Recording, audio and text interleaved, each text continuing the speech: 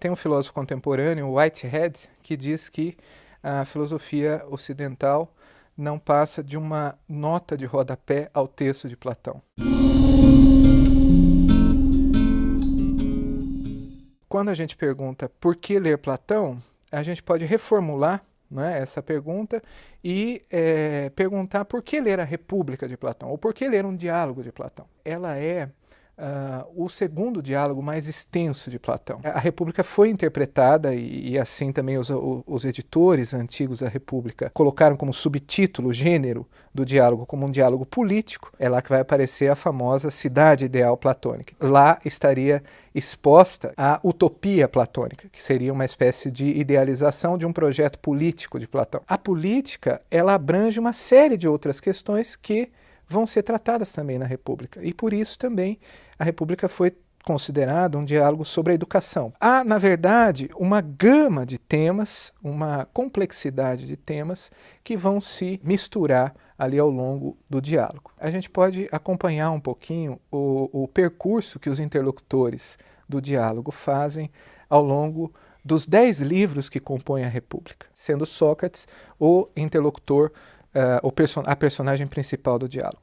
Então, o diálogo é construído por Platão na forma de uma narrativa indireta, na qual Sócrates narra o que havia acontecido com ele no dia anterior, que ele, então, desce ao Pireu, a famosa primeira frase da República, desci ontem ao Pireu, para as festividades de uma deusa. Essa deusa é a deusa Bendis, que é a deusa Ártemis. Quando Sócrates já estava indo embora, ele é convidado por um amigo a ir à casa de um outro amigo.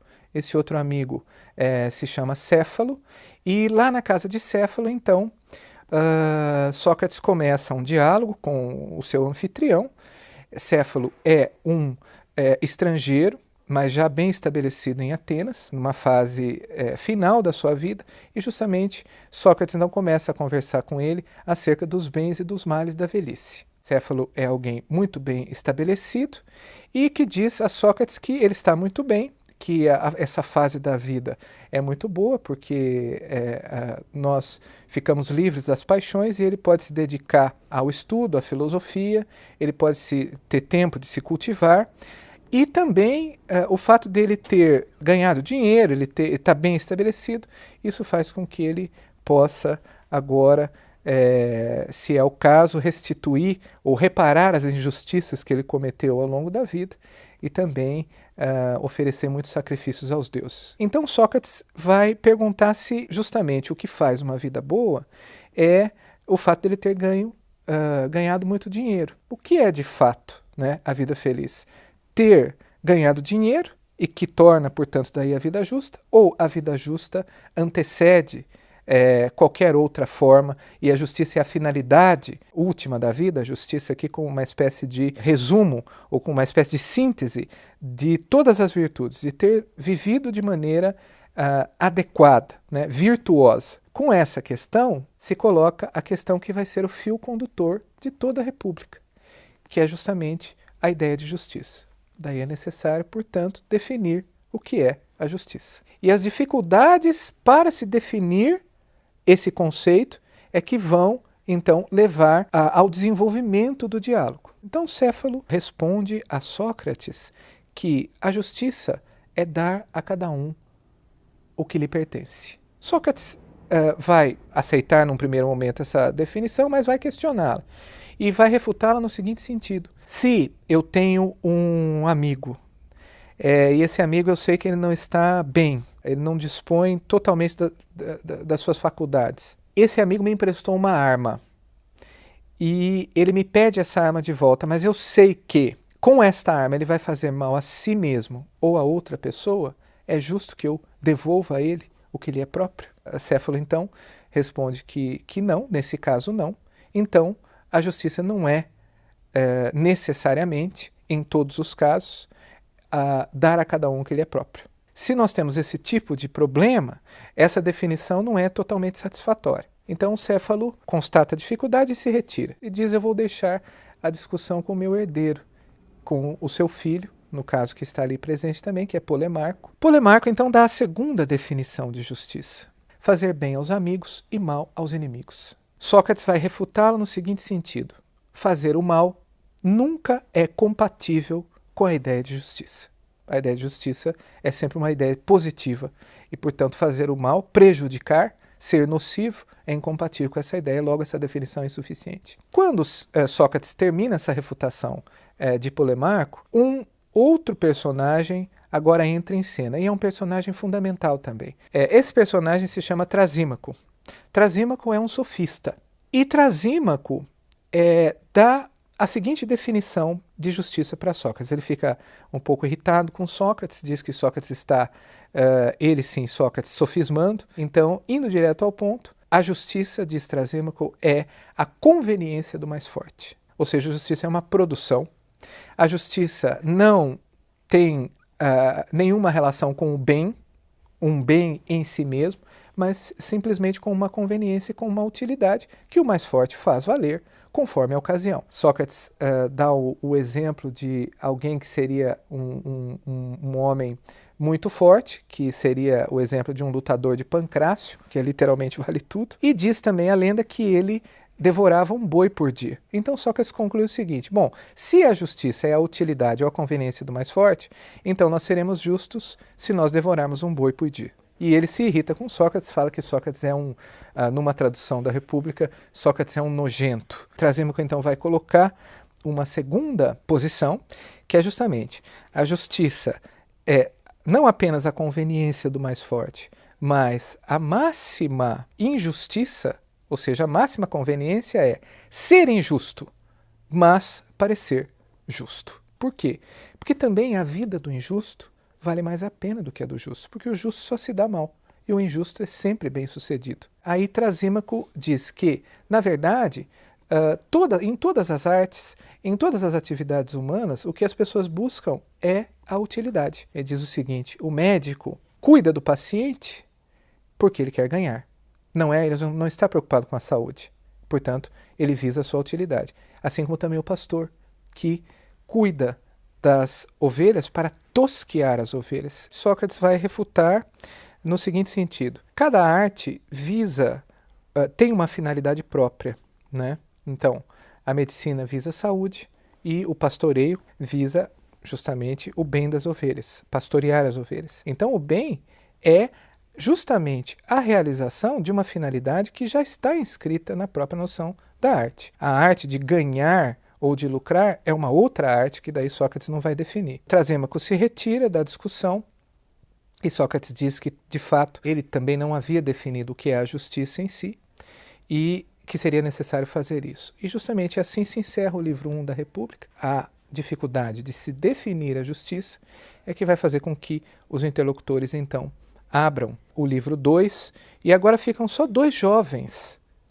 discutindo com Sócrates, Glaucon e Adimanto. Glaucon faz uma nova provocação a Sócrates, fazendo uma apologia da injustiça. Glaucon vai defender essa tese e dizer que a experiência nos mostra isso. Basta nós olharmos e nós vamos ver que aquelas pessoas que agem segundo a sua própria conveniência, sem nenhum critério maior do que isso, sempre são mais bem-sucedidas. E ele vai ainda colocar uma segunda questão, que é a seguinte: na verdade, nós, por natureza, não somos justos. Nós tendemos a agir conforme a nossa própria conveniência ou a nossa utilidade. E, na verdade, mais ainda, nós só somos justos ou virtuosos porque nós somos coagidos, por medo de sermos punidos. Então Glaucon vai narrar o primeiro mito da República, a história do anel de Giges. Giges, diz Glaucon, conta-se essa história, diz Glaucon, que Giges era um pastor, ele estava pastoreando as suas ovelhas e um belo dia houve um terremoto e a terra se abriu. Nessa fenda da terra ele viu um grande cavalo. Dentro desse cavalo havia um homem. Esse homem estava morto, mas ele viu que este homem tinha um anel, e um anel diferente, com algumas inscrições que ele não conseguia entender, mas ele viu o anel, pegou o anel e colocou o anel, e foi embora. Quando ele estava na presença de outras pessoas, ele viu que, sem querer, ele girou o anel, e esse anel lhe dava o poder de ficar invisível. Estando invisível, o que Giges faz? Consegue uma maneira de seduzir a mulher do tirano local, do rei. Com ela faz um complô, assassina o rei e assume o poder. E quando ele assume o poder, ele se transforma no maior tirano daquela região.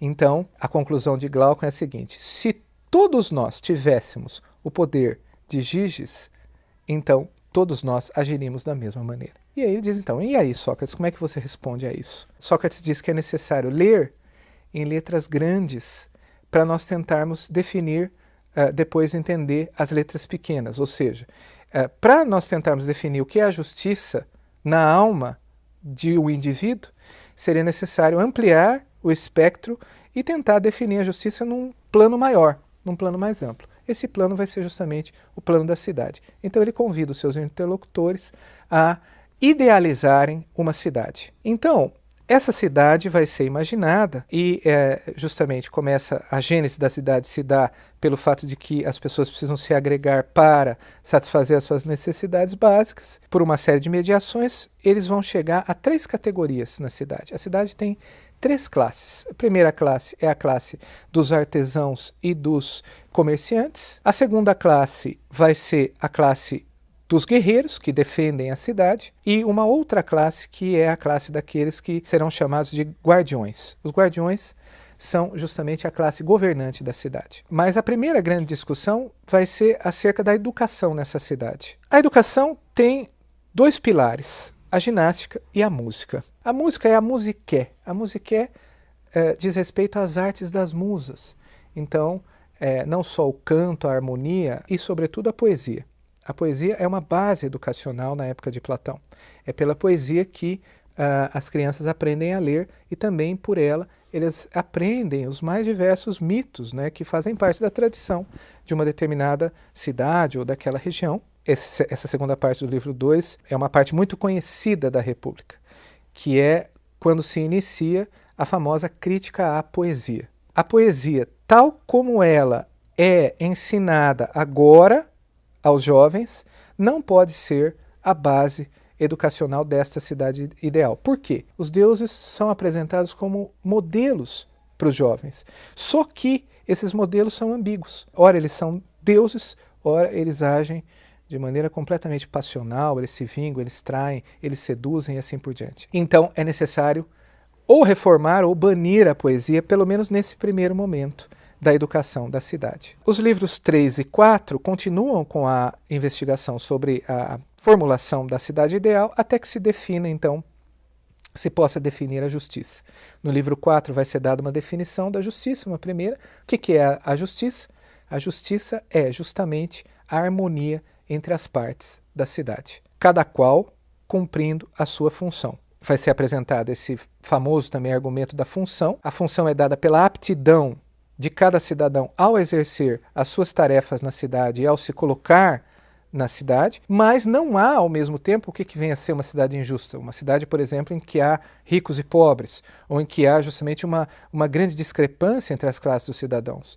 Ora, isso não existe nessa cidade. Assim também vai acontecer na alma do cidadão, na alma de cada indivíduo, porque a nossa alma é, assim como a cidade é dividida em 3, a nossa alma também tem 3 partes. A nossa alma tem uma parte racional, uma parte apetitiva ou responsável pelo desejo, pelas emoções, etc. E uma parte que eles chamam de ímpeto, ou a parte impetuosa, que é essa parte responsável pela nossa ação, de fato. O que vem a ser a justiça na alma? É justamente a harmonia entre as partes da alma, uma alma harmoniosa, preservando-se a ideia de que a razão, ao cumprir, então, a sua função, ela realiza uma função de comando, de coordenação e de educação das outras partes, sobretudo da parte desejante da alma, da parte apetitiva. No livro 5, os interlocutores vão dizer que muitas coisas ficaram para trás. E aí que vão aparecer 3 grandes dificuldades que precisam ser resolvidas em relação a essa cidade ideal, que vão ser tratadas como 3 ondas que precisam ser transpostas. A primeira onda, famosas 3 ondas da República, a primeira onda diz respeito a comunhão de bens entre aqueles que governam a cidade. Os governantes não devem ter nem propriedade privada, nem família. A segunda onda diz respeito à capacidade ou à igualdade entre os homens e as mulheres no que diz respeito tanto ao governo da cidade quanto à guerra. A resposta vai ser positiva. As mulheres podem governar a cidade e podem ir para a guerra. Agora, a terceira dificuldade é a mais famosa, que é quando Sócrates enuncia a seguinte tese: a cidade não será justa enquanto os reis não forem filósofos ou os filósofos não forem reis. Justamente aí começa então um problema que é da educação do governante. Aquele que tem aptidão para governar deverá receber uma educação adequada para isso. E essa educação só pode ser uma educação filosófica, porque é só a educação filosófica que nos capacita, ou que capacita o governante a contemplar a ideia do bem, que é a ideia máxima existente no plano das ideias. Nos livros 6 e 7 vai começar justamente toda uma digressão filosófica que vai tratar do objeto do saber do filósofo. O que nós podemos destacar nesses livros 6 e 7 são 3 comparações que são feitas, que são os famosos, também conhecidos, 3 símiles da República de Platão. O primeiro símile é o símile a comparação da linha, e aqui nós vamos entender essa divisão entre sensível e inteligível. Depois, o segundo símile é o símile do Sol, a analogia solar, e o terceiro é a famosa alegoria da caverna. Resumidamente, o símile da linha diz o seguinte: Sócrates pede para que se imagine uma linha dividida em 2 partes. Essa linha dividida em 2 partes representaria 2 planos da realidade. Um plano sensível, que é o plano da mudança, e é o plano dos seres que, na medida em que mudam, não têm uma realidade autêntica, não têm uma identidade, mas apenas participam da sua identidade verdadeira, que está num outro plano, que é o plano inteligível. É preciso percorrer pelo conhecimento, e é isso que vai fazer a dialética, os vários níveis, tanto do ser quanto do conhecimento, para se chegar justamente ao máximo conhecimento, que é a ideia do bem. Vamos pegar uma coisa bela, né? Alguma coisa que tem uma aparência de belo, né? Quando você contempla um quadro de uma paisagem. Então esse é um conhecimento da imagem. Depois nós passamos para um conhecimento da paisagem. Eu posso descrever a paisagem. Então isso corresponderia a uma certa descrição, que é a opinião. E aí eu passo para o plano inteligível, que é o plano a partir do qual, pelo raciocínio, eu chegarei à tentativa de uma definição do que é o belo. Não é? Agora, o belo em si não será mais a imagem da paisagem, mas vai ser aquilo que faz com que, naquela paisagem e no quadro da paisagem, faz essas 2 coisas belas. Então, nós podemos resumir em 4 níveis de conhecimento. O conhecimento das imagens, a opinião, a razão discursiva e a intelecção. A ilustração que vai ser dada justamente no terceiro símile, que é a alegoria da caverna. Para entender esse terceiro símile, comentar a segunda comparação que vai ser feita, que é a comparação do Sol, ou analogia solar. E Sócrates diz assim: eu não posso definir o bem, eu posso apenas falar do filho do bem. O filho do bem é o Sol. O que o Sol é para o mundo sensível, o bem é para o mundo inteligível. É por isso que nós precisamos da ideia do bem. Porque o que é o Sol no mundo sensível? Ele dirá: é fonte de crescimento e de nutrição de todas as coisas, e de manutenção da sua vida. Assim também, então, no mundo inteligível, o bem é aquilo que dá unidade e inteligibilidade às ideias. Isso capacita os interlocutores de Sócrates a entenderem, né, a comparação que Sócrates vai fazer no início do livro 7, que é justamente o livro 7 se abre com a famosa alegoria da caverna. Então ele diz: imagina algumas pessoas que estão amarradas no fundo de uma caverna, voltadas para a parede dessa caverna. Elas não conseguem mexer o pescoço e no fundo da caverna, na parede, são projetadas imagens, porque entre a saída da caverna e onde eles estão, há uma fogueira que projeta como uma espécie de imagem cinematográfica as sombras dos seres, dos objetos e das pessoas que passam fora da caverna. E eles tomam as sombras como realidade. E aí Sócrates então diz que essa é a nossa condição. A nossa condição é similar a essa desses prisioneiros que a vida toda tomaram as sombras por realidade. Ele diz assim: um prisioneiro consegue, de algum modo, se libertar daquelas suas cadeias e consegue subir para fora da caverna. E quando ele sai da caverna, ele vê os objetos realmente como eles são, iluminados pela luz do sol. Então essa é a imagem do filósofo que sai da caverna e contempla as coisas enquanto tais, iluminadas pela luz do sol. Assim também se dá o conhecimento. Pela ideia do bem, o nosso intelecto é capaz de contemplar as ideias e, ao contemplá-las, adquirir um critério para distinguir a imagem da realidade. E, portanto, adquirir um critério para se ter saber, conhecimento. Então, agora nós não estamos restritos ao plano da opinião, mas nós podemos ter saber. E como se tem saber? Justamente pelo exercício da dialética. O prisioneiro, quando ele volta, né, para o fundo da caverna, ele vai dizer assim: olha, o que vocês estão vendo não é a realidade é outra coisa, vocês estão vendo sombras. Eles dirão: ora, você está louco, saia daqui, senão nós o matamos. Então aí, esse é um eco de um grande impacto que Platão sofreu, e alguns dizem que foi sob esse impacto também, esse impacto ainda motivou Platão na escrita da República, que é justamente a morte de Sócrates. Uma cidade que é justa, como Atenas, ou que pelo menos é extremamente desenvolvida, culta, uma das cidades mais desenvolvidas da Grécia, e, no entanto, ela mata, pela votação da maioria, um homem como Sócrates. Ora, a verdade, então, pode ser a opinião? E mais, se a verdade é a opinião da maioria, como é que, então, nós vamos colocar essa questão? Se a verdade é a opinião da maioria, é justa a cidade que matou Sócrates. Mas isso não pode ser uma contradição em termos.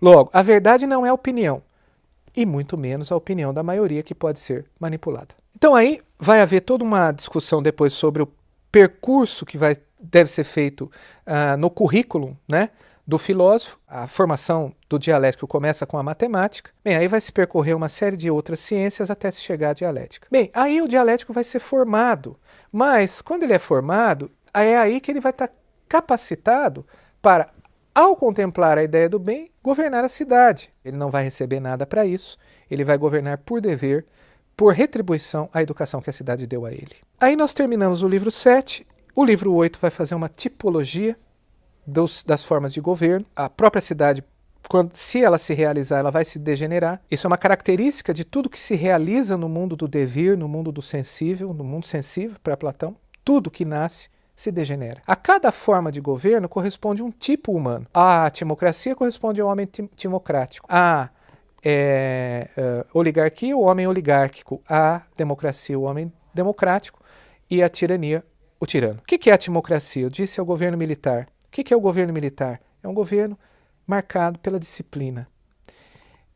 A disciplina, no entanto, ela se reverte contra si mesma. Os governantes vão começar a acumular bens e vão começar a enriquecer, porque justamente aquilo que é reprimido e muito disciplinado retorna na forma de uma outra paixão. Ele terá uma paixão fundamental, que é a paixão da ambição, que vai dominá-lo. Então a timocracia se degenera numa outra forma, que é a oligarquia, que é o governo dos ricos. O homem oligárquico é aquele justamente que vai ser dominado pela paixão da ambição. A oligarquia gera um abismo entre ricos e pobres, uma convulsão social, uma violência comum, e então ela vai se degenerar na democracia. Muitas vezes se confundiu isso. Platão não está fazendo uma crítica, e nós não podemos identificar essa crítica com as formas de democracia ou o pensamento democrático contemporâneo. A questão é, a democracia lá é entendida como o reino da liberdade absoluta, e há uma grande inversão de valores. Na democracia, o pai teme o filho, o professor teme o aluno, nem mesmo o animal de carga, Platão faz uma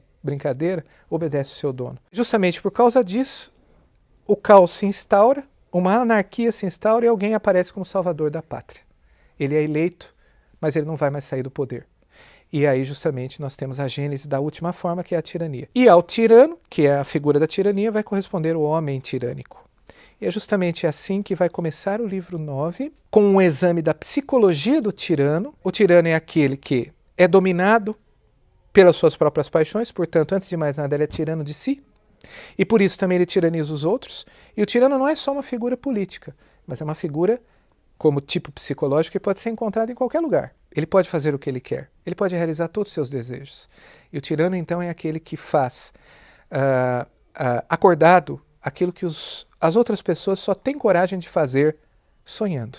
Justamente, Sócrates vai dizer que é necessário agora uma grande pesquisa sobre os desejos. A vida boa vai ser definida por ele como uma mescla, um misto de reflexão e prazer. Prazer e reflexão. É justamente isso que o filósofo tem e o tirano não tem. O filósofo fez a experiência de todos os prazeres que o tirano fez, só que ele fez uma experiência a mais. Essa experiência é justamente a experiência de um prazer que é o mais elevado do que o ser humano é capaz, que é o prazer da reflexão. E, finalmente, a República se encerra com um grande mito escatológico, que é o mito de Ir. Ir era um soldado que foi dado como morto e, quando ele vai ser cremado, ele acorda, ele volta e diz: olha, eu vou contar para vocês o que eu vi no além, que é o destino das almas de todas as pessoas, e sobretudo do tirano e do filósofo. A cena mais marcante justamente é aquela em que a necessidade faz um grande discurso para as almas que vão escolher as suas vidas na planície lá das almas, e ela vai jogar os destinos de todas as pessoas e elas vão escolher. Então ela faz o seguinte discurso: a virtude não tem senhor. A responsabilidade é de quem escolhe. E o Deus é isento de culpa. Mas elas escolhem conforme a sua tendência e conforme a sua virtude. Por isso que a virtude não tem senhor. Então, aquela questão de Trasímaco lá no começo, agora retorna. E a resposta está sendo dada, mas dentro de um contexto mítico, que é justamente o primado da vida boa é a virtude. Como termina a República nessa caminhada de 1000 anos em direção à felicidade. Você que tem interesse em filosofia, em arte, literatura, se inscreva no canal da Casa do Saber e comece essa viagem em direção ao conhecimento, que vai valer a pena.